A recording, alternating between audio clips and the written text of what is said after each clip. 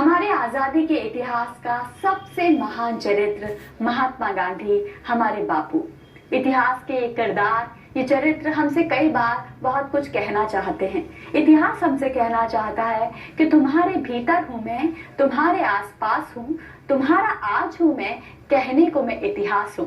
पर आज रंग तरंग में एक ऐसे ही इतिहासकार से हम आपकी मुलाकात करवाने जा रहे हैं, जिन्होंने इतिहास के खोए हुए चरित्रों को, खोए हुए किरदारों को एक नई जुबान दी है, फिर वो चाहे मीराबाई हो या महाराणा प्रताप। आपकी मुलाकात करवा रहे हैं इतिहासकार और लेखक डॉक्टर सुशीला लड्ढा से।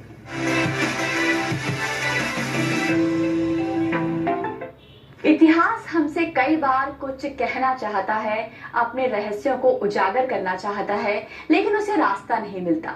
लेकिन कई ऐसे इतिहासकार और लेखक हैं जो अपनी कलम के माध्यम से इतिहास के इन अनकहे रहस्यों को हमारे साथ साझा करना चाहते हैं। उन चरित्रों को हमारे सामने लाना चाहते हैं जिन्हें अब तक ठीक से समझा नहीं गया, कहा नहीं गया, सुना नहीं गया।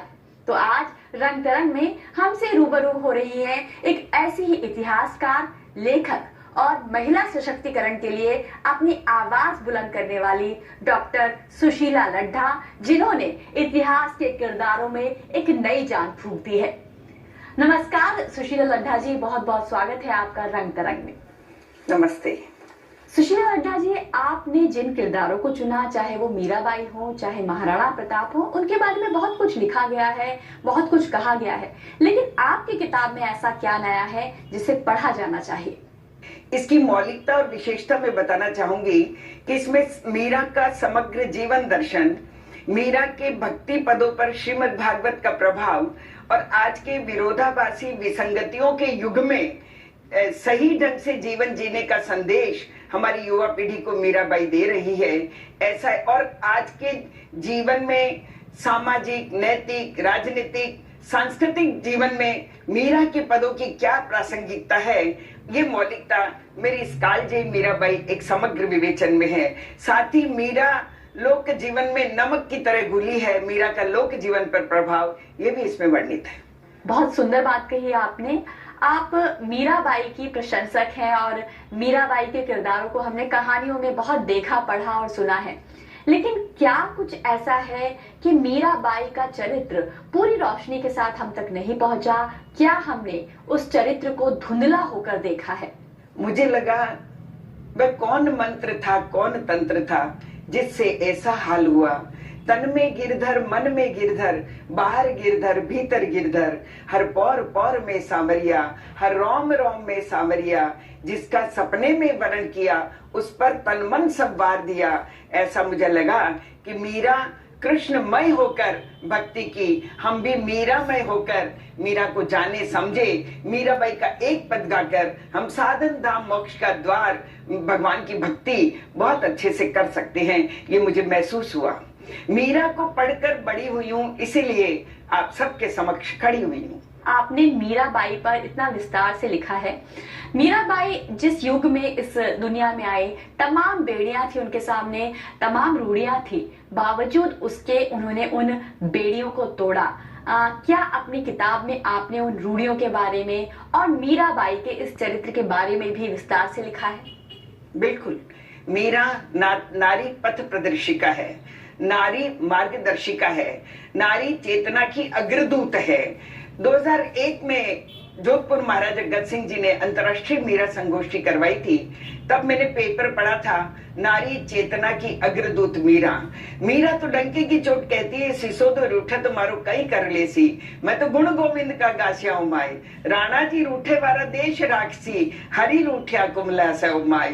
तो ऐसी भावना उस सामंती परिवेश में अभिव्यक्त करना हमें आज के जीवन में महिला शक्ति को एक नई ज्योति प्रदान करता है, एक प्रकाश चेतना प्रदान करता है। आप न केवल एक इतिहासकार हैं, आप न केवल एक लेखक हैं, बल्कि आप एक कवित्री भी हैं और अपनी कविताओं के माध्यम से आप महिलाओं से जुड़े, लड़कियों से जुड़े कई मुद्दों को उठाती रही हैं विभिन्न मंचों पर। तो क्या कोई एक ऐसी ही कविता आप हमारे साथ साझा कर सकती हैं? देखिए, मैं पिछले 50 वर्षों से चित्तौड़गढ़ में निवास कर रही हूँ। मेरे घर से किले की प्राचीर दिखती है। हर सप्ताह हम किले पर घूमने जाते हैं। वहां के दिव्य परमाणु, क्योंकि चित्तौड़ का दुर्ग अनेक प्रमाणों से साबित हो चुका है कि जागृत दुर्ग है, और वहां के दिव्य परमाणु कुछ अच्छा करने की प्रेरणा देते हैं। और कभी ऐसे महापुरुषों के चरित्र हो, चाहे वो महारानी पद्मिनी है, चाहे वो महाराणा प्रताप है, चाहे वो पन्ना धाय है, चाहे वो मीराबाई है, मैं हर मन से बोलती हूँ चित्तौड़ के लिए, पन्ना तेरे त्याग को अग्नित वंदन, मीरा तेरी भक्ति को सादर अभिनंदन, स्वाभिमान के लिए जोहर की ज्वाला में पद्मिनी, ऐसी चित्तौड़ की माटी सचमुच है चंदन। उस चंदनित माटी का संस्पर्श ही कुछ करने की, अच्छा करने की प्रेरणा प्रदान करता रहा। डॉक्टर सुशीला लड्ढा, आपकी किताबें तो जो इतिहास की परतों पर जो धूल जमी हुई है उनको हटाने की कोशिश कर रही है, लेकिन बीच में ऐसा बहुत कुछ हुआ जब हमें दिग्भ्रमित करने की कोशिश भी की गई। इतिहास की वो कहानियां जो सच्चे रूप में हम तक पहुंचनी चाहिए थी, नहीं पहुंची। आपको क्या लगता है, इसके लिए कौन जिम्मेदार है और इसे ठीक करने के लिए क्या किया जाना चाहिए? देखिए, हजारों वर्षों की गुलामी, चाहे वो अंग्रेज रहे, चाहे वो मुस्लिम शासक रहे, हमें परस्पर डिवाइड एंड रूल वो करते रहे। ऐसा मध्यकाल का इतिहास इन सब बुराइयों की जड़ है।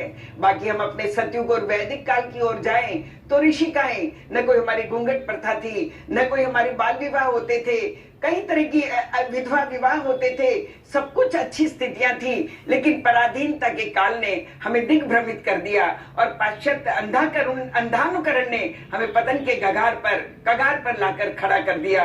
कभी कहता है मत उधेड़ो आवरण, क्योंकि अंतस का मानस चीख रहा है। आवरण के पर्दे के भीतर छिपे अनेक रहस्य, छल कपट फरेब धोखा, एक उमड़ता वासना का दरिया, ये सब मध्यकाल की पराधीनता इन स्थितियों के लिए जिम्मेदार है। आपकी कलम तो लगातार चलती रही, लेकिन कोरोना काल ने कला की दुनिया को, लेखन की दुनिया को कहीं ना कहीं प्रभावित जरूर किया है। ऐसे में जो लोग लिखना चाहते हैं, कलाकार हैं, कला से जुड़े रहना चाहते हैं, उनके लिए आप क्या कहना चाहेंगे? कोरोना काल की कई संकट के दौर रहे, लेकिन मैं कहूंगी कि कोरोना काल की ये पुस्तकें उपलब्धियां हैं, जब पूरी तरह से हम घर में बैठे थे, अपने लिए ही थे और कोई काम बाहर का नहीं था। तो कोरोना काल में भी हमने करीब दर्जनों ऑनलाइन संगोष्ठियां करके महिला शक्ति की समस्याएं, उनकी कविताएं, उनको आगे बढ़ाने का प्रयास किया है। इतिहास एक ऐसा विषय रहा है डॉक्टर सुशीला लड्ढा जो फिल्मों में भी खूब दिखाया गया और इतिहास के विषयों पर फिल्में भी खूब बनी, लेकिन क्या आप जो भी दिखाया गया है हमारी फिल्मों में, जो कंटेंट है, उससे आप संतुष्ट हैं? इस पर पूरा एकदम हाँ भी नहीं कहा जा सकता, ना भी नहीं कहा जा सकता। कुछ घालमेल होती है, जैसे हमारी चित्तौड़ में महारानी पद्मिनी को भी कांच में दिखाया। ये दिग्भ्रमित परंपरा चली आ रही है। 2006 में जब मेरी चित्तौड़गढ़ दिग्दर्शन प्रकाशित हुई, हमने इस अकाट्य तर्कों से इसको खंडित किया और खारिज किया कि ऐसा नहीं है। जो अपने स्वाभिमान के लिए मर मिटने को तैयार है, वो पराये नरेश को, अपने आप को कांच में क्या दिखाएगी। लेकिन इतिहास को कुछ रोचक बनाने के लिए ऐसा घालमेल कर दी गई है, जो कि गलत है। और चूंकि अब आप हमारे साथ मौजूद हैं, आप इतिहासकार हैं, लेखक हैं और कवित्री भी हैं, और मीराबाई पर आपने बड़ा कुछ खूबसूरत लिखा है, तो क्या कुछ मीराबाई पर लिखा हुआ हमारे साथ आप साझा करना चाहेंगे? मीराबाई की समग्र व्यक्तित्व और कृतित्व को अभिव्यक्त करने के लिए भक्ति की साधना मीरा, ये कविता बड़ी सही और सार्थक साबित होती है। एक आस्था एक निष्ठा साधना मीरा बनी, भावना की माल गूंथी प्रार्थना मीरा बनी, अगम के आलोक में युग धर्म को ललकारती, भक्तिमय अनुभूति की आराधना मीरा बनी, विश्व भरी संदेह शापित यातना मीरा बनी, प्रश्न चिन्ह आंख की हर कामना मीरा बनी, विरह की अनुपम पुजारिन चिर समर्पित साधिका, चिर मिलन में चिर सुहागिन धारणा मीरा बनी, रंग गिरधर के रंगी संचेतना मीरा बनी, अदर मुरली राजती संकल्पना मीरा बनी, शाम के संस्पर्श से कल कल निनादित स्वर हुए, प्रीतिमय अभिव्यक्ति की मधु व्यंजना मीरा बनी, प्रीतिमय अभिव्यक्ति की मधु व्यंजना मीरा बनी। बहुत सुंदर, बहुत खूबसूरत बात कही आपने डॉक्टर सुशीला लड्ढा। बहुत बहुत शुक्रिया आपका रंग तरंग में आने के लिए और इतिहास के इतने सारे रहस्यों को, उन किरदारों को हमारे साथ साझा करने के लिए, जिनके बारे में अभी तक हमने ठीक से पढ़ा नहीं है, ठीक से उन्हें समझा नहीं है। दूरदर्शन के सभी श्रोताओं को, आपको भी विशेष तौर से मैं अपनी ओर से धन्यवाद ज्ञापित करती हूँ कि मुझे सबसे रूबरू करने का एक अवसर प्रदान किया। तो आज रंग तरंग में हमारे साथ थी डॉक्टर सुशीला लड्ढा। अगली बार फिर कोशिश करेंगे किसी ऐसी ही नायाब शख्सियत से आपको मिलवाने की। फिलहाल हमें दीजिए अनुमति। नमस्कार।